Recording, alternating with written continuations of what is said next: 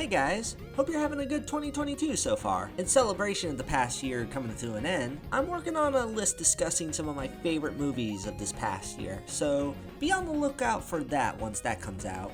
In the meantime, I figured I'd give a quick little review of a couple movies I saw recently that I ended up having a decent amount to say about. I figured I'll kill two birds with one stone once again because the movie I'm going to be talking about today are both fourth installments to two very popular movie franchises. Let's start with the movie that came out first between the two, The Matrix Resurrection. I think a movie as big and iconic as The Matrix needs no real introduction. It's one of the most recognizable and talked about action films for its stylistic direction and deep dive into some interesting philosophy about reality. I myself do like the original Matrix a lot, though I'll admit I'm not quite in love with it as much as other people I know. Hot take, I actually think the Animatrix is the best one in the series. That being said, I do respect and admire a lot about the original film, enough so that I was genuinely curious about this new one. I even decided to check out the other films from the Wachowskis in the mix of seeing this new one, including the Matrix sequels.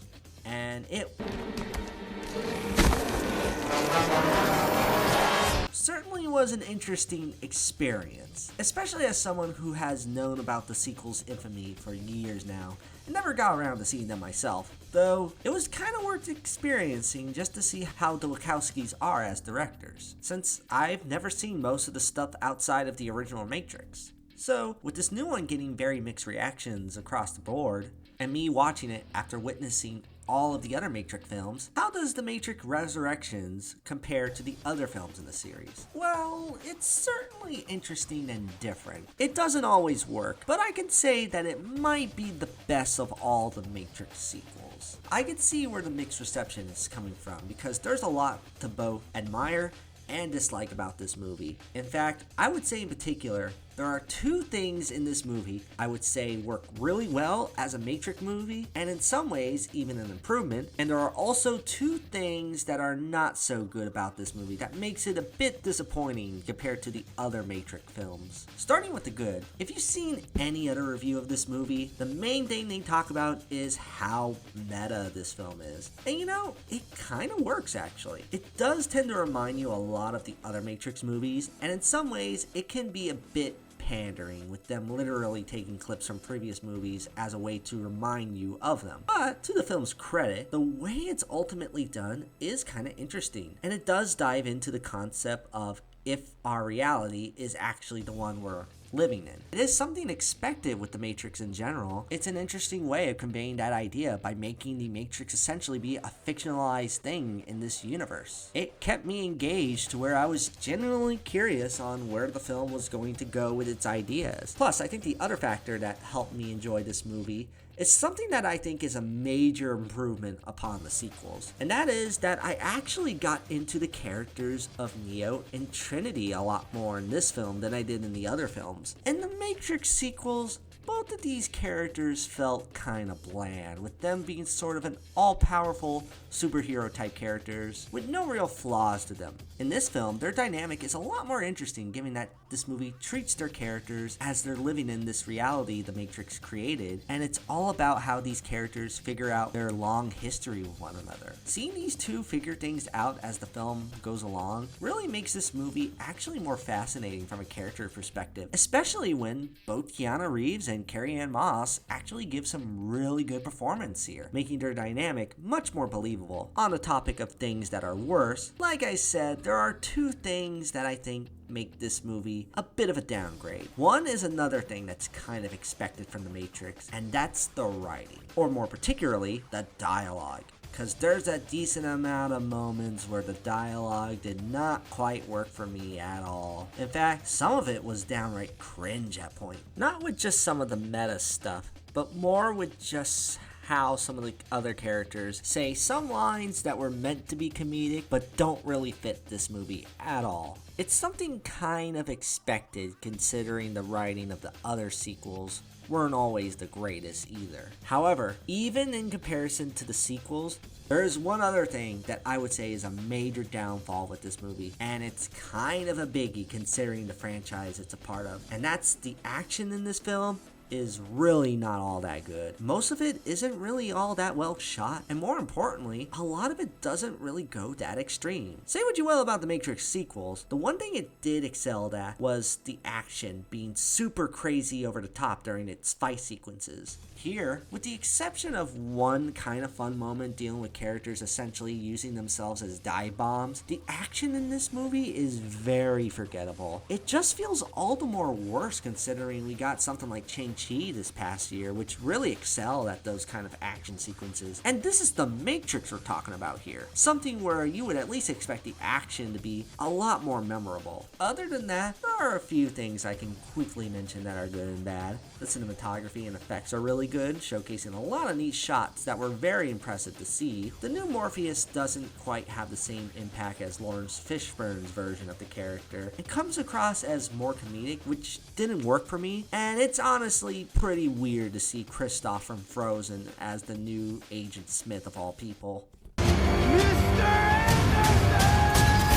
Wait, Kristoff? Though, other than that, I can say that despite its glaring issues, I was at least invested and interested in The Matrix Resurrections enough to where I kinda recommend it. It's not great, but I do admire some of the things it did that it succeeded with. Enough to where I would say it's worth checking out if this is the kind of movie that does interest you. And I'm gonna give The Matrix Resurrections a 6 out of 10. You can do a lot worse when it comes to fourth installments of film series, and I could say at the very least, Matrix 4 is better than the other fourth installment I saw recently with Hotel Transylvania 4, Transformania. Now, I actually genuinely enjoy the Hotel Transylvania movies. I wouldn't call them great by any means, but as far as animated movies made for kids, the three movies I would say are pretty fun. They're really elevated by the fact that they're very fast-paced, fun animated films that fit the style of director Genndy Tartakovsky, who definitely has a great lineup of awesome animated works. While the movies themselves are not his best work, these movies also serve as some of the best movies Adam Sandler has done in recent memory.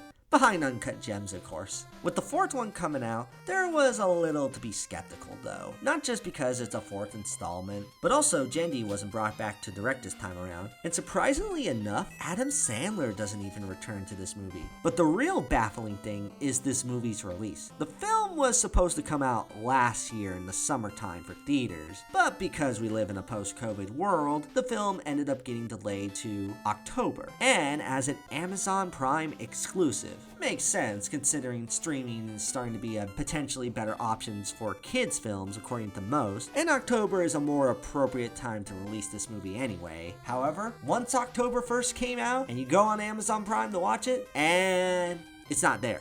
Where the hell is it? Did they seriously forgot to release this movie on the day it's released? They didn't even make an announcement that it was going to be delayed again. They just straight off forgot to release their own Halloween-themed movie in October. You had one job, Sony Pictures and Amazon Prime.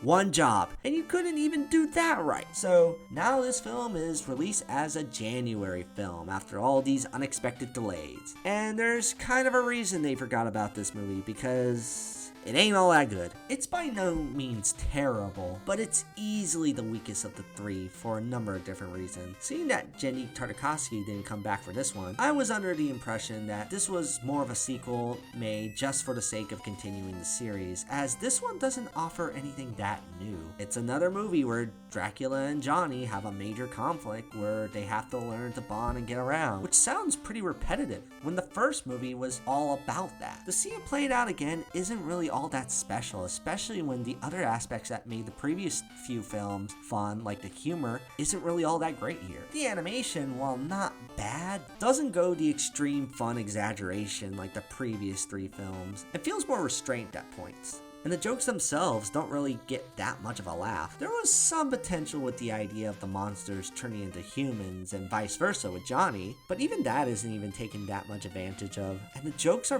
pretty one note, like Frank being hot now. And you know, for as much as Twitter complained about the Invisible Man not being hot in this, they sure love showing off his ass in this movie, and not a very funny sort of way. Also, some of it doesn't really make all that sense. Like, these monsters are supposed to be hiding, even though they're a lot more out in the open this time around. And if Murray the Mummy is an old man as a human, shouldn't Dracula also be like super old since he's way over 100 years old? It doesn't really add up. It makes for a not very interesting movie that's repetitive and feels rushed, even right down to the ending, just pretty much going straight to the credits once a big reveal happens in the end. There's a few things that makes it a little bearable though. The voice acting is still pretty decent. And while Sandler doesn't return here, the replacement they got for him, to his credit, does a pretty good job replicating Dracula's voice. And there is one kind of sweet moment dealing with looking at the best parts of life that's told through an allegory with a burnt marshmallow that I actually thought was pretty clever. Though it is something that comes maybe a little too late, considering we had 4 movies that help establish these characters' relationships. You can do a lot worse with sequels in comparison to this, but at the same time, Hotel Transylvania 4 isn't really worth checking out, unless if you're really curious about seeing this series continue as a fan. I feel like I'm probably going to forget this movie in the same way that Sony Pictures and Amazon Prime did, with how underwhelming it ended up being. And I'm gonna give Hotel Transylvania 4 a 4 out of 10. So yeah, that's my thoughts on both of those 4th installments. Not much else to say except hope you guys enjoyed, and I'll see you guys in the near future. Peace out. You're human and I'm a monster. It's like Freaky Friday, but on a Tuesday though.